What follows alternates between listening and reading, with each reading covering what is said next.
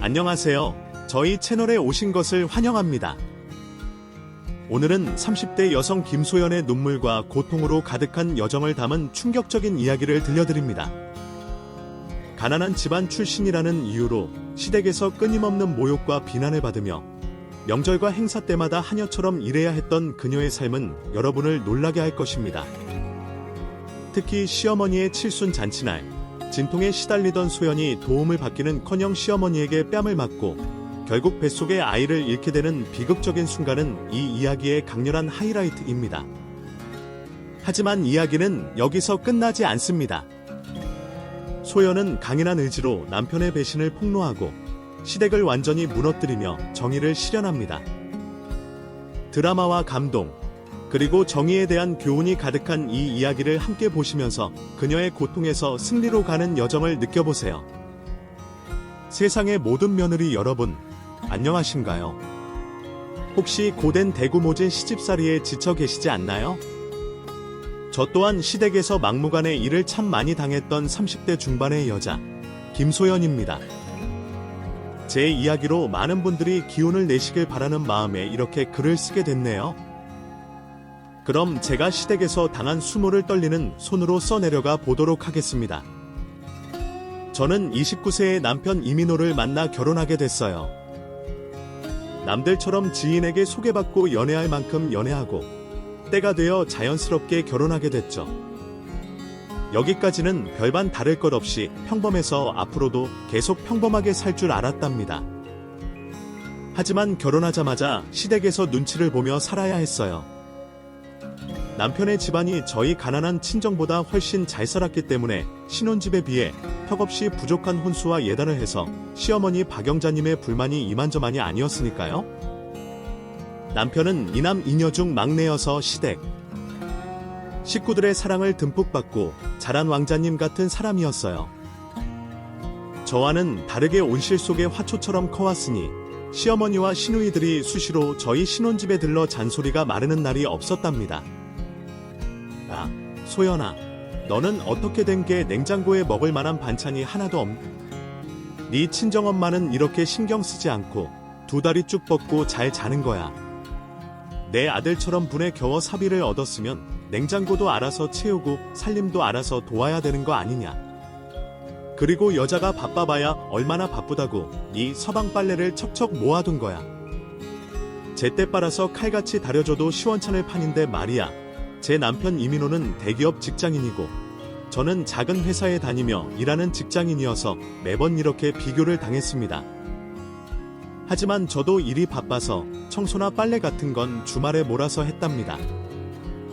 그래서 전 변명을 해명을 하려고 입을 열었어요. 어머님, 저도 집에서 살림만 하는 게 아니라 바깥에서 일하고 있어요. 맞벌이 집안 가보면 다 이렇게 하고 살아요. 그리고 저희 친정은 차로 3시간이나 걸리는데 친정엄마가 매번 들러서 반찬을 채워줄 순 없잖아요. 요즘은 시켜 먹는 음식도 잘 되어 있어서 끼니 해결하는데 큰 어려움이 없습니다. 뭐? 그럼 넌 대기업 다니는 내 아들에게 겨우 배달 음식이나 먹여준다는 거냐? 아무리 세상이 변했어도 밥은 제대로 먹여야 할 거 아닌? 내가 네 집에서 혼수며 예단이 그렇게 부족했는데도 아무 말 없이 넘겨줬으면 고마워서라도 내 아들에게 잘 차려야 되는 게 인지상정 아니냐. 거기다가 우리나라 최고 기업에 다니는 내 아들이 그런 대우를 받아도 괜찮다는 거니?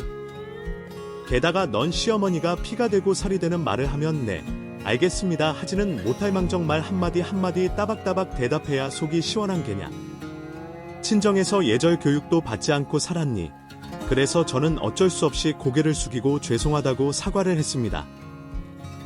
괜히 다른 말을 꺼냈다가는 시어머니 신경만 건드리는 꼴이었으니까요. 시어머니는 이런 식의 레퍼토리를 반복하며 제 속을 실컷 긁어놓으셨습니다. 그런데 말리는 시누이가 더 밑도 끝도 없는 말이 있잖아요. 바로 시누이들, 최지은과 최지연이 그랬습니다. 둘 다 시집가서 잘 살고 있는데 탈의자고 할 일이 얼마나 없으면 시어머니 꽁무니를 쫓아서 저희 신혼집을 같이 쳐들어왔습니다.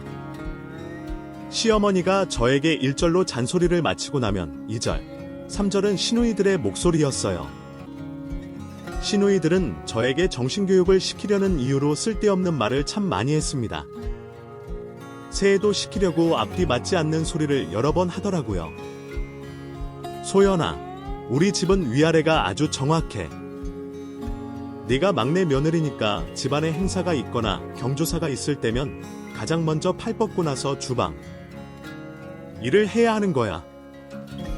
게다가 너는 내 동생 같은 월척을 서방으로 잡았으니 그 정도는 기본으로 해야 할 거야. 내 말 무슨 뜻인지 이해하지? 그래, 언니 말이 다 맞아. 소연이는 없는 집안에서 거의 빈손으로 시집 왔으니 그 정도는 당연히 해야 해. 우리가 너한테 명품백 하나도 안 받고 입을 다물었으니 고마워해야 할 거야. 너 위에 큰언니는 우리 집에 시집 올 때 우리 가족 정장 한 벌씩 맞춰주고 우리 아버지 차도 한 대 뽑아줬다고. 우리가 너한테 그런 걸 바란다고 하는 말이 아니야. 이렇게 넓은 아량으로 이해해주는 거에 감사하게 생각하고 우리 집안 사람들한테 최선을 다해라. 도대체 얼마나 많은 예단을 갖다 바쳐야 시어머니와 시누이들의 입에서 저런 말이 나오지 않는 건가요? 저희 친정이 조금 가난하긴 하지만 시어머니에게 수천만 원을 드리기도 했고 시누이들에게 비싼 옷 한 벌씩 선물했는데도 많이 부족했나 봅니다. 누가 시집 갈 때 얼마의 돈을 줘야 하는지 지정해줬으면 좋겠다는 생각이 들었답니다. 여튼 그렇게 꼴사납게 실컷 떠들고 시댁 식구들이 돌아가면 기가 얼마나 빨렸는지 다음날 컨디션이 너무 안 좋았답니다. 회사에서 일하는데 시어머니와 시누이들의 목소리가 귀에서 앵앵거려 죄요. 이렇게 스트레스를 받을 때면 남편에게 털어놓으려고 그를 앞에 앉혀두고 제가 들었던 시댁 식구들의 말을 전했어요. 결혼한 지 1년이 다 되어가는데 언제까지 친정, 휴무, 에바가 제 욕을 할 것인지 물었습니다. 민호야, 당신도 내가 혼수랑 예단 부족하게 해온 게 불만이야. 어머님하고 형님들처럼 내가 그렇게 당신한테 부족한 거야. 아니, 그렇지 않아. 내가 대기업 다녀서 괜히 목에 힘주시는 거야. 그리고 엄마가 이 신혼집을 해줬다고 생색을 내고 싶어서 그런가 본데. 그냥 한 귀로 흘리면 안 될까? 그는 제 편을 들어주는 것 같지만 항상 중립이었어요. 시어머니와 시누이들이 저에게 잔소리를 하며 못살게 구는 건 막내 아들이 너무 많은 사랑을 받고 자라서 그런 거라며 성 넓은 저에게 한 발만 물러달라고 하더라고요. 하지만 저는 전혀 속이 덥지 않습니다. 제 친정 식구들을 시도 때도 없이 욕하는 시어머니와 시누이들의 얼굴만 봐도 헛구역질부터 나왔으니까요. 그리고 저는 지난 1년 동안 시아버지, 시어머니, 시누이들과 시댁 친척들의 생일상을 차리는 아이러니한 행동을 했습니다. 시부모님은 그렇다 쳐도 다른 식구들의 생일상을 왜 제가 차려야 하는 건지 이해가 되지 않았답니다. 그뿐만 아니라요. 시누이 최지연의 남편인 심해부가 회사에서 승진했다고 저로 잔치상을 차리라고 하는데 너무 기가 막히고 황당해서 시누이에게 말했어요. 형님, 제가 올해 시댁 식구들의 생일상을 다 차렸는데 어떻게 아주버니 승진상까지 차려야 합니까? 그 정도는 형님이 직접 하셔야 하는 거 아닌가요? 매번 저한테만 시키지 마시고 정도껏 선을 지켜주셨으면 좋겠어요. 하고 당당하게 제 의사를 표현했습니다. 그러자 제가 한 말은 시댁 식구들 모두에게 귀로 전해졌고 하나같이 저를 잡아먹으려는 인상을 쓰셨답니다.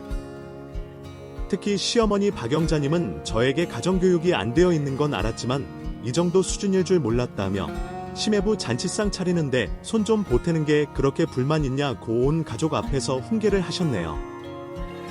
게다가 승진한 아주버니까지 저에게 한 소리를 하셨습니다. 소연아, 미안해요. 내가 괜히 승진하는 바람에 너한테 누를 끼쳤네요. 아리즈 잔치상 차리는데 코빼기도 비추지 않았으니 누를 끼친 건 아니지. 내가 다음에도 승진하면 코빼기 비추지 마세요. 안 그러면 내가 너무 미안해서 두 다리 뻗고 못 잘 것 같네요. 정말 기가 막혔어요. 여기엔 저와 말이 통하는 사람이 단 한 명도 없었습니다. 왼수 같은 남편은 제가 어떤 수모를 당해도 상관없는지 시어머니 옆에서 접시를 깨며 음식을 먹는데 주둥이를 잡아서 비틀어버리고 싶더라니까요. 여튼 아주버니 승진 잔치는 저 하나 때문에 많은 사람들이 기분 나빠하는 것으로 끝이 났습니다. 그날 이후로 시댁 식구들의 훈계는 더 심해졌어요. 여느 때와 다름없이 시어머니와 꽁무니 뒤로 시누이 둘이 따라 저희 신혼집에 들어와서는 내가 그렇게 나올 줄 몰랐다. 네가 어떻게 그딴 소리 할 수 있냐? 이래서 머리 검은 짐승은 거두지 말라 했다. 앞으로 두 눈 뜨고 지켜볼 테니 똑바로 살아라. 네 남편 아주 곱게 자랐으니 집에서 힘든 일을 시키지 말아라. 중소기업 다니는 주제에 대기업 아들을 잡았으면 그만한 노력을 해라 등등 귀가 따가울 정도로 떽떽거리며 돌아가셨답니다.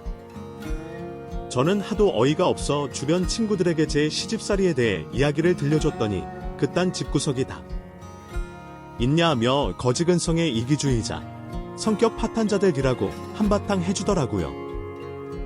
세상에 귀하지 않은 자식이 어딨냐며 제 편을 들어주었고 시댁 식구들 요구에 같이 욕해주는데 그나마 기분이 풀렸답니다. 그리고 제 친구들은 제 앞에서 시집살이 이야기를 꺼내지도 못하겠다며 저를 안쓰럽게 바라봤는데요. 몇 달이 지나고 겨울이 다가오자 시어머니가 시댁으로 와서 김장을 같이 하자고 불렀습니다. 정말 가기 싫었지만 또 모진 수모를 겪기도 싫어 두 다리를 억지로 질질 끌듯이 혼자 시댁으로 갔네요. 수연아, 뭐니 하는 말이 남자는 여자와 신체 구조가 달라서 김장을 하게 되면 온몸이 쑤실 거라는 이상한 논리를 설명하며 남편은 집에서 쉬라고 전했답니다. 그렇게 시댁에 억지로 들어가자 배추가 산더미처럼 쌓여있는 걸 보고 가슴이 철렁 내려앉았어요. 수백 포기는 되어 보이는데 도대체 저 많은 김치를 누가 먹는다는 건지 이해도 되지 않았고 시댁에 김장하러 온 사람이 저밖에 없다는 사실에 분노의 쓰나미가 다가오더군요. 놀란 분을 하고 있는 저에게 시어머니가 말했습니다. 뭘 그렇게 놀라고 그러냐? 나 젊었을 때는 이거보다 2배는 되는 양을 혼자서 김장했어. 그래도 논 시어머니를 잘 만나서 배우면서 일하게 된 걸 영광으로 알아라. 뭐해? 멀뚱히 서 있어. 빨리 배추부터 다듬고 소금에 절여. 어머님, 그런데 다른 분들은 안 오시나요? 형님들은 김장 안 하세요. 제 물음이 고가웠는지 시어머니는 대가 참 인생 편하게 살고 싶어 난리네. 네 시누이들은 바빠서 못 온다. 그리고 걔들은 매년 김장해 왔어. 이제 네가 있는데 뭐하러 오겠니? 하고 성질을 내셨습니다. 이게 진짜 시볼드인가 하고 마음을 비우고 수백 포기의 배추를 소금에 절이기 시작했어요. 시어머니는 손 하나 까딱 안 하고 입으로만 명령을 내리셨고요. 그러다 제가 조금이라도 실수를 하면 친정에서 뭘 배우고 왔냐 하며 평소처럼 친정 부모님을 흉봤답니다. 그런데 제 귀에 굳은 살이라도 박힌 건지 별로 기분 상하지 않았어요. 이 김장과의 전쟁에서 제가 살아남아 집으로 무사히 돌아가길 바라며 허리와 팔이 끊어지도록 일했답니다. 결국 늦은 밤에 김장을 끝내게 됐고 저는 그만 집으로 돌아가려 했어요. 그런데 시어머니가 가긴 어딜 가. 김장을 끝냈으면 돼지 수육을 푹 삶아서 가족들이 모여서 식사를 하는 거야. 조금 있으면 내 딸들이랑 사위들 들어올 거야. 그리고 내 서방님도 올 거니까 같이 밥 먹고 돌아가 하며 저에게 밥상을 차리라고 하셨네요. 정말 끝이 없는 게 시집살이라더니. 어쨌든 저는 냉장고에서 돼지고기를 꺼내 삶기 시작했고 거대한 상을 꺼내 밥상을 차렸답니다. 그제야 시누이들과 시매부, 그리고 아주버니와 동서, 제 남편까지 등장했어요. 여태 어디서 뭐하고 있다가 이제야 나타난 건지 미치도록 얄미워서 돌아가면서 꼬집어버리고 싶더라니까요. 남편은 다른 식구들과 같이 저에게 수고했다는 말 한마디 하지 않고 수육에 김치를 쩝쩝거리며 먹기 시작하는데 어찌나 꼴 보기 싫던지 밥맛이 뚝 떨어지더라도 이까요. 물론 다른 식구들이 냠냠거리며 먹는 것도 얄미워 죽겠더라고요. 그리고 시누이들과 시매부들이 제가 담근 김치에 대해 평가를 시작했습니다. 정말 부하가 치미는 순간이었죠. 김치가 좀 짜더라. 처음 해봐. 양념을 너무 범벅으로 했네? 장모님이 가르쳤으면 이렇게 안 됐을 텐데. 설마 우리가 김치 가져가는 거 알고 일부러 짜게 만든 거 아니죠? 그러게 말이야. 소연이 손맛이 그렇게 없어서 어디다 쓰겠어. 다음엔 품바 좀 하고 내가 발로 김장해도 이거보단 낫겠어. 마음 같아선 제가 담근 김치를 한 포기씩 시댁 식구들의 얼굴에 집어던지고 싶었습니다. 어떻게 저에게 고맙다, 잘 먹었다라고 말하는 사람이 하나도 없는지 도무지 이해하려고 해봐도 그렇게 되지 않았답니다. 저는 남편과 돌아가는 차 안에서 온갖 불만을 토로했어요. 민호야, 당신은 같이 김장은 못해줄 망정 늦게 나타나서 수고했다는 한마디도 안 해주냐? 내가 오늘 얼마나 고생했는지 알아? 그랬어. 많이 힘들었어. 우리 엄마나 누나들은 저녁 뚝딱 해버리길래 별로 힘들지 않은 줄 알았지. 수고했어. 여보 영혼 없이 대답하는 남편에게 또다시 화가 치밀었었어요. 거긴 전역했지만 난 혼자서 저만한 배추를 김치로 만들었다고. 상식적으로 당연히 힘든 게 정상 아니야. 내가 언제까지 이러고 살아야 되는 건데. 어머님이랑 형님들이 못 사게 보는 거 정말 지긋지긋하고 힘들어 죽겠단 말이야. 제가 푸념을 늘어놓자 그는 아무 말도 하지 않았습니다. 그래서 전 우리 이사 가자. 응? 지금 시댁이 너무 가까워서 내가 하루 다 멀다 하고 불려가고 시댁 식구들이 우리 집에 찾아오잖아. 내 숨통 좀 튀게 해달란 말이야 하고 짜증을 냈습니다. 소연아, 지금 우리 집이 엄마가 해준 거라 우리 마음대로 팔고 떠나면 싫어하실 거야. 그러지 말고 돈 좀 모아서 내후년쯤에 다른 지역으로 이사 가자. 당신이 조금만 참아줘 오원호. 제가 바라는 대답은 아니었지만 2년 뒤에 시댁 식구들에게 해방된다는 상상을 하자 그나마 화가 풀리더군요. 저는 남편에게 2년 뒤엔 하늘이 두 쪽 나도 이 동네를 뜨자고 경고하듯이 일렀습니다. 그렇게 저는 계속해서 시어머니와 시누이들의 등살에 살이 쭉쭉 빠져가며 고생길을 밟았어요. 언젠가 이 길이 꽃길로 바뀔 거라는 희망을 아는 채 말이죠. 그런데 얼마 지나지 않아 고생길에서 벗어날 수 있는 기회가 찾아왔습니다. 어머님, 저 아이 가졌어요. 임신했어요. 정말 잘 됐죠? 뭐? 임신? 글쎄, 요즘은 애 없이도 잘 사는 부부가 많다던데. 어쨌든 이미 벌어졌으니 할 수 없지. 시어머니는 축하한다는 말을 쏙 빼고 볼멘 소리만 하셨어요. 시누이들 역시 저에게 무슨 애를 가졌냐며 지금처럼 편하게 사는 게 100번 낫지 않냐고 말하는데 기가 차서 말이 나오지 않더라고요. 제가 누구 때문에 몸살을 달고 사는지 모르는 건지, 모르는 척하는 건지 더 이상 말도 섞고 싶지 않아 입을 다물어 버렸습니다. 그래서 전 시어머니가 시댁에 와서 일을 시키려고 하면 딥더디 심하다는 핑계를 대고 가지 않았어요. 당연히 뭐라고 하셨는데 제가 죽어가는 목소리를 연기해서 겨우 빠져나왔답니다. 그때 기분이 얼마나 통쾌하던지. 앞으로 1년 내내 그렇게 빠져나가고 아이를 낳으면 육아로 바쁘다는 핑계로 시댁에 발을 거의 들이지 말아야겠다고 결심했어요. 그렇게 몇 번 시댁 식구들을 피했는데 어느 날 상상도 못한 일이 벌어졌습니다. 현관에서 벨소리가 들려나가 봤더니 시어머니와 시누이들이 양손에 바리바리 뭔가를 들고 저희 집에 들어오는 겁니다. 제가 육아휴직을 낸 상태라 당연히 이 집에 있을지 알고 찾아온 거죠.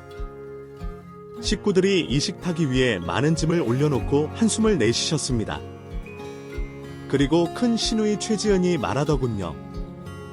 소연아, 오늘이 무슨 날인지 알지? 근데 오늘 무슨 날이에요? 민호한테 들은 게 없어서 잘 모르겠는데요. 그러자 세 사람은 동시에 혀를 찾고 저를 잡아먹을 듯한 눈으로 쳐다봤습니다. 얘가 아직도 멀었나? 네, 오늘 시아버지 제사야. 며느리가 됐으면 미리미리 다 알고 있어야 되는 거 아니냐. 빨리 와서 팔 걷어붙이고 전부터 후차려. 네가 하도 입덧이 심하다고 해서 오늘은 여기서 제사를 지낼 거야. 정말이지 피하려야 피할 수가 없었어요. 누가 피할 수 없으면 즐기라고 했는데 저는 즐기고 싶지 않았고 그 말을 만든 사람의 멱살을 잡고 싶은 순간이었습니다. 결국 그날은 제가 얼굴도 모르는 시아버지 제사상을 차렸고 시댁 식구들은 방에 누워 있다가 간 볼 때만 나와서 음식 맛을 확인하고 들어갔네요. 입덧하는 연기가 통하지 않을 것 같아 제 손으로 모든 일을 마무리했습니다. 그리고 저는 기름진 음식을 너무 많이 만들어서 속이 이글거려 이틀 동안 구역질만 하고 제대로 밥을 먹지 못했어요. 남편은 이 사실을 알면서도 여전히 참으라고만 말하더라고요. 우라통이 터지는 남편이었죠. 그렇게 몇 달 뒤 제 배는 남산처럼 불러왔고 몸이 무거워 외출하는 게 힘들었습니다. 그 시간 동안에는 시댁 식구들이 저를 괴롭히지 않아 마음이 놓였죠. 하지만 그런 예상은 역시나 깨져버리고 말았어요. 소연아, 너 내일 모레가 어머니 칠순인 거 알고 있니?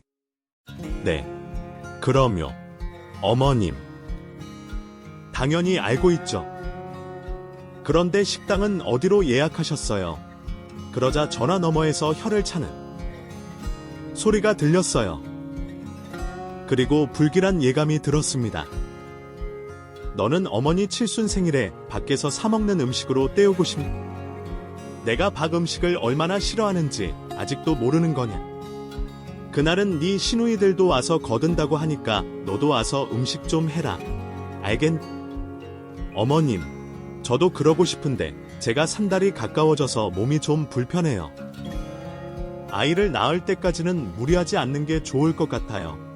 하지만 제 말은 시어머니에게 씨알도 먹히지 않았습니다. 아, 누가 너한테 막노동이라도 시키니? 생일상 같이 준비하는 게 그렇게 힘든 일이야. 잔말 말고 무조건 와서 너도 거들어라. 잔칫날 며느리 없이 상 차리는 게 말이 안 되니까 무조건 오거라. 시어머니는 그렇게 호통을 치시며 전화를 끊으셨고 저는 어쩔 수 없이 시어머니 칠순상을 차리러 시댁으로 가야 했습니다. 그런데 역시나 시어머니와 시누이들은 소파에 가만히 앉아 있었어요. 제가 혼자 생신상을 차려야 눈치를 보고 있는데 큰 시누이 최지은이 둘이가 재료 사왔으니까 만드는 건 소연이가 해. 저 많은 짐을 들고 오느라 어깨 빠지는 줄 알았다니까. 소연이 몸이 무거운 걸 배려해서 음식만 조리하게 해준 거야. 고맙게 생각해 하고 생색을 내는 겁니다. 이젠 저도 놀랍지도 않아요. 아, 그러셨군요. 알겠어요. 뭐 힘든 일을 빼주셨으니까 제가 음식을 해야죠 하고 주방으로 들어갔답니다.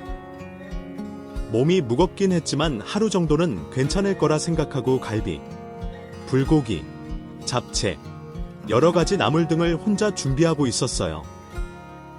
하지만 3-4가지 음식을 조리하자 진통이 오기 시작했습니다. 뱃속에서 뭔가 꼬이는 듯한 고통이 머리까지 전해질 만큼 아프더라고요. 그래서 저는 바닥에 주저앉아 버렸습니다. 아, 어머님. 폐가 또 아파요. 제 목소리에 시어머니와 시누이들이 주방으로 들어왔어요. 저는 당연히 병원으로 데려다 줄 거라 생각하고 있었죠. 그런데 시어머니 입에서 나온 말은 충격적이었습니다.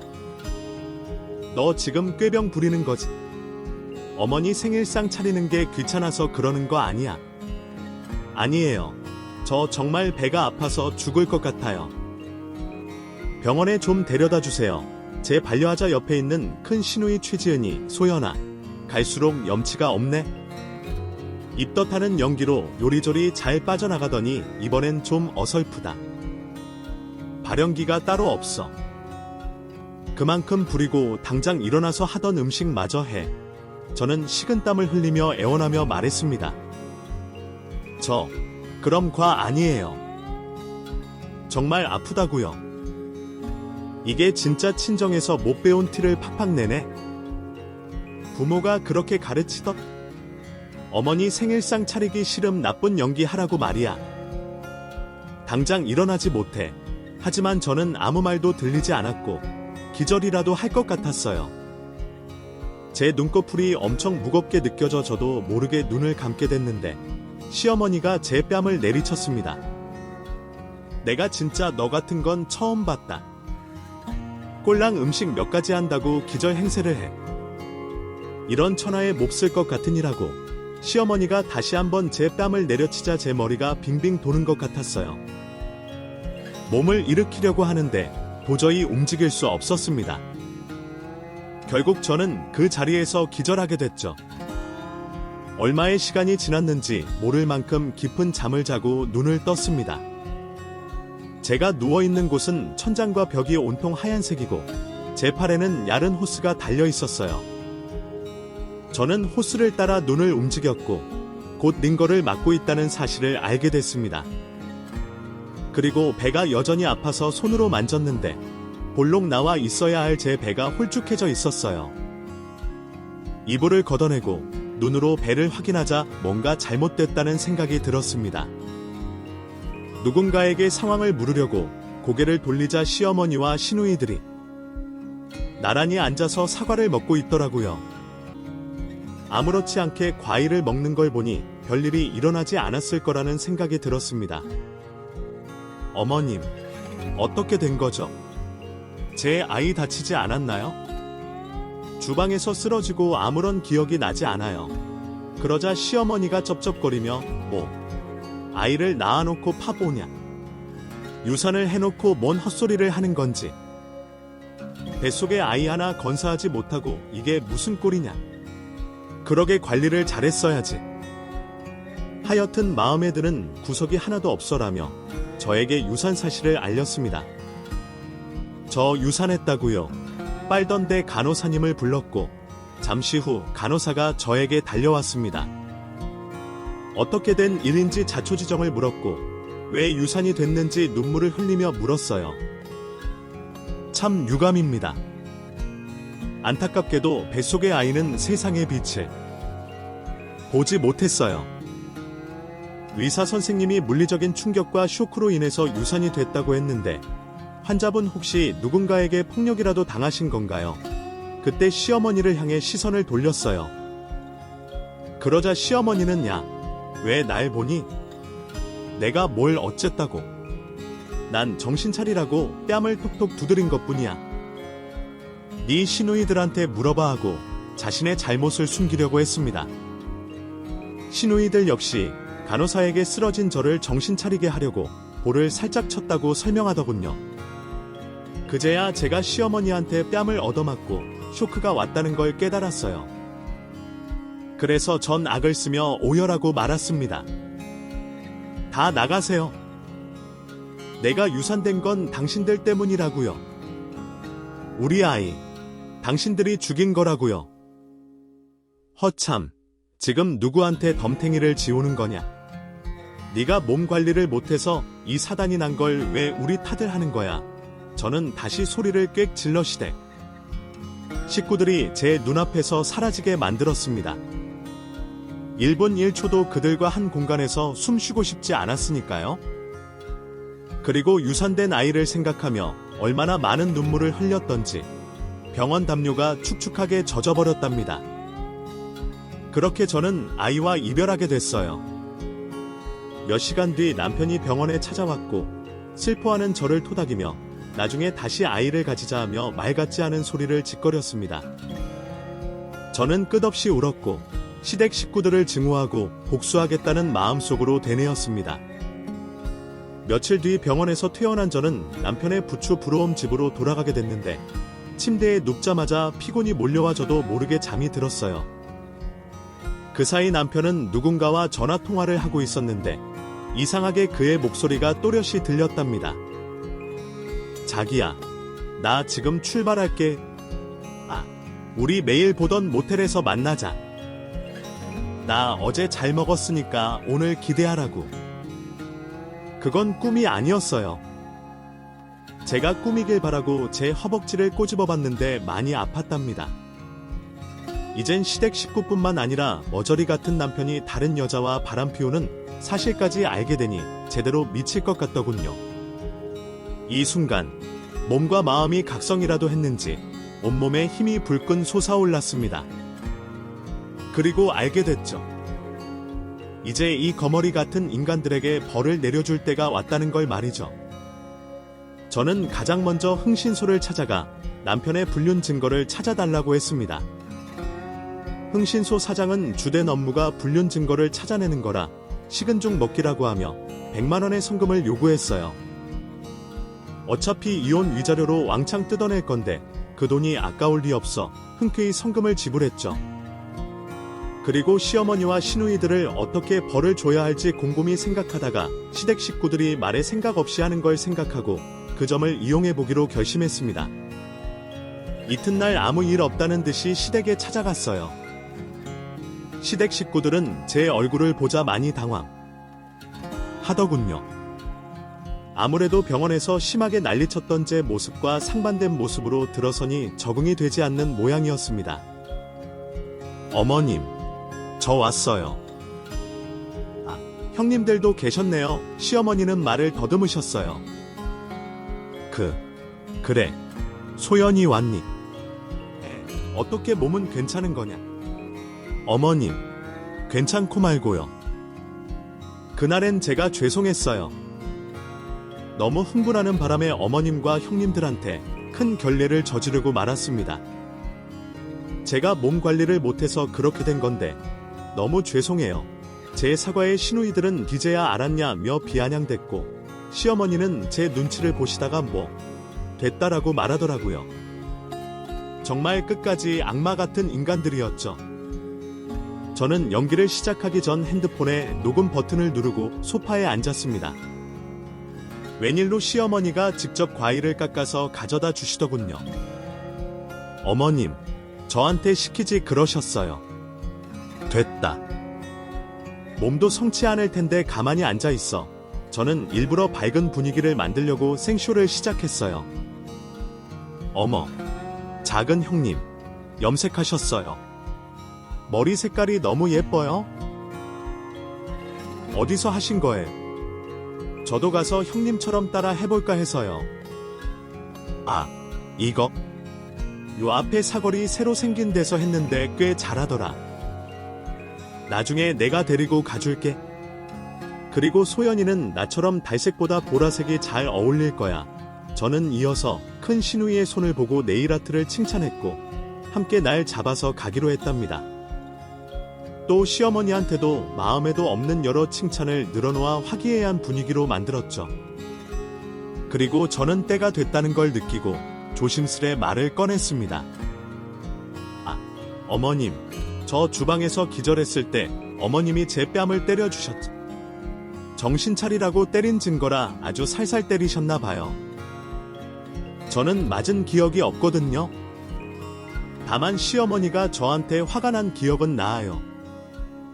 뭐 때문에 화가 나신 줄 모르겠지만 다 지난 일이니까 용서해 주세요. 그러자 시어머니는 제가 던진 미끼를 덥석 물었습니다. 아, 고 화가 났지. 네가 일하기 싫어서 꾀를 부리니 열불이 올랐다.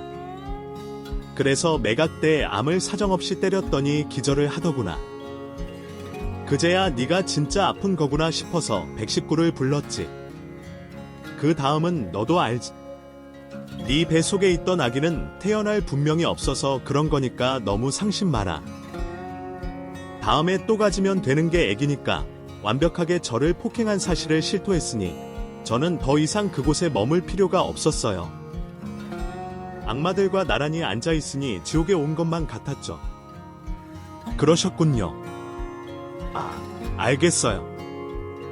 어머님, 구급차 불러주셔서 감사해요.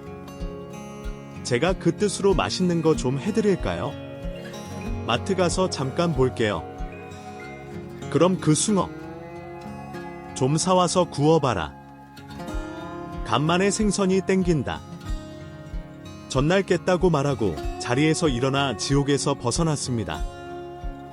그리고 마트가 아닌 친정집으로 향했고요. 1시간 뒤 시어머니와 시누이들의 전화가 몰려왔지만 하나도 받지 않았습니다. 더는 상종할 필요도 가치도 없었으니까요. 남편 역시 늦은 밤에 전화를 줬는데 그건 역시 가뿐하게 무시해버렸습니다. 그리고 흥신소 사장이 연락이 오기만을 기다렸어요. 그런데 그 연락은 생각보다 훨씬 빨리 왔습니다. 친정에 머문 지 하루 만에 수십 장의 불륜 증거를 찍어왔다며 200만 원의 잠금을 가지고 나오라는 연락을 받았어요. 저는 남편의 바람 증거를 보러 가는데 왜 그렇게 설레던지 한달음에 달려갔답니다. 잠시 후 흥신소 사장과 마주 앉아 증거를 건네받고 잠금을 줬어요. 그리고 화장실로 자리를 옮겨 그 이에 불륜 사진을 확인해봤죠. 그런데 이 인간 아주 가관이었어요. 만나는 여자가 회사 부하 직원이었어요. 같은 회사 로고가 달린 출입증을 목에 걸고 있었는데 골목길에서 몰래 키스를 하는 사진을 보는데 기가 막혀서 웃음이 나오더군요. 게다가 점심시간을 이용해 모텔을 가는 순간까지 포착이 됐고요. 벌레 같은 인간 둘이 아주 영화를 찍어 놓더라고요. 흥신소 사장이 이틀 동안 따라다니며 잡은 증거가 이 정도인데 이전에는 저 몰래 얼마나 심했을지 안 봐도 비디오겠다고 싶었습니다. 이에 저는 미리 연락해둔 변호사를 찾아가 시어머니의 녹음 파일과 남편의 외도 증거를 넘겼습니다. 그러자 변호사는 위 자료는 물론이고 시어머니를 형사처벌받게 해줄 수 있다며 저에게 처벌 의사를 물었습니다. 당연히 저는 모든 처벌을 다 받게 해달라고 대답했어요. 그 다음엔 남편이 다니는 회사 사이트로 들어가 신문고에 남편과 부하 직원의 불륜 사진을 업로드했답니다. 결국 이튿날 도덕적 문란으로 사람은 해고당하게 됐어요. 어떻게 알았냐면 그가 꼭 이렇게까지 해야 했냐며 문자를 보냈거든요. 그래서 저는 아직 끝나지 않았으니 기대하라 고답장을 보내줬어요.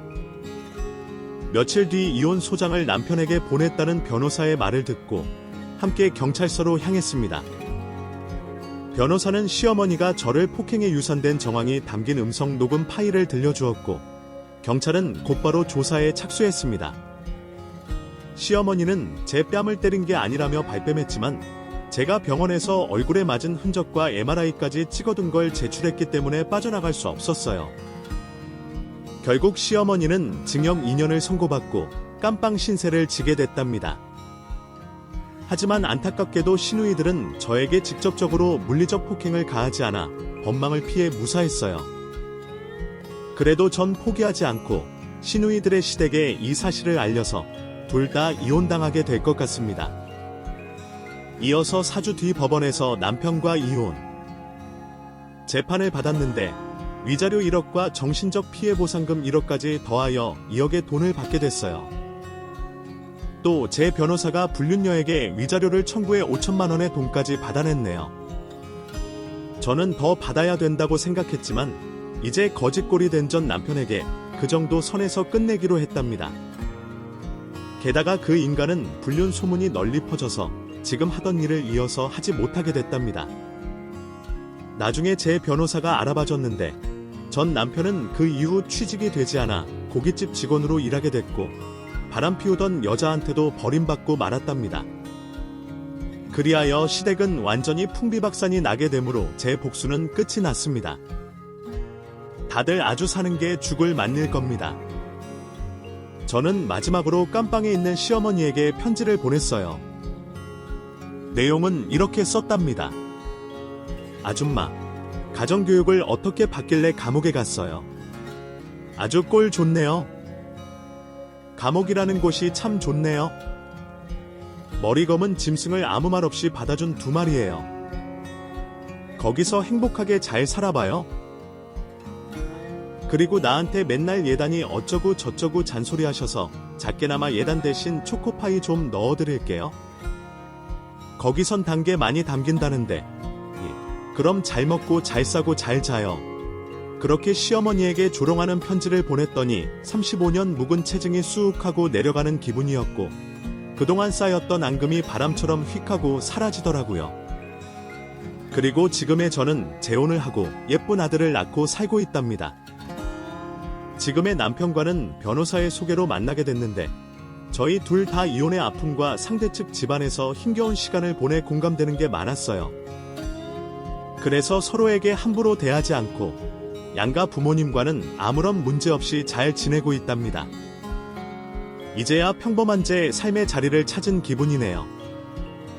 이렇게 제 과거 이야기를 쭉 써봤는데요. 정말 역겨운 시댁 식구들 맞춰 제가 심하게 복수한 게 아니죠. 어떻게 말씀하셔도 저는 시간을 되돌려도 똑같이 할 것 같습니다. 긴 글을 쓰다 보니 문득 사필귀정이라는 사자성어가 떠오르는데요. 무슨 일이든 결국 올바른 이치대로 돌아간다는 말이 아주 정확한 것 같습니다. 풍비박산 난 시댁이 진작에 그렇게 돼야 했다는 생각이 끊이지 않기도 해요. 만약 아직도 며느리를 쥐 잡듯이 잡고 괴롭히는 시어머니가 계시다면 제 사연을 듣고 반성하고 용서를 빌었으면 좋겠습니다. 나중에 사필귀정으로 험한 꼴을 당하기 싫으시다면 말이죠. 또 시댁 식구들에게 당하고만 사는 며느님들은 더는 참지 않고 사시길 간곡히 부탁드려요. 참을 인이 3번이면 호구라는 말이 있잖아요. 우리 모두 호구가 되진 맙시다. 지금까지 경청해주신 분들께 대단히 감사합니다. 모두 행복을 찾으시길 소망합니다. 오늘의 감동적인 이야기를 끝까지 함께 해주셔서 감사합니다. 여러분의 동행이 저희가 의미 있는 콘텐츠를 계속 만들어가는 원동력입니다. 이 이야기가 마음에 와닿으셨다면 좋아요와 댓글로 여러분의 느낌을 공유해주시고 구독 버튼을 눌러 다음 영상도 놓치지 말아주세요. 새로운 여정에서 다시 만나요.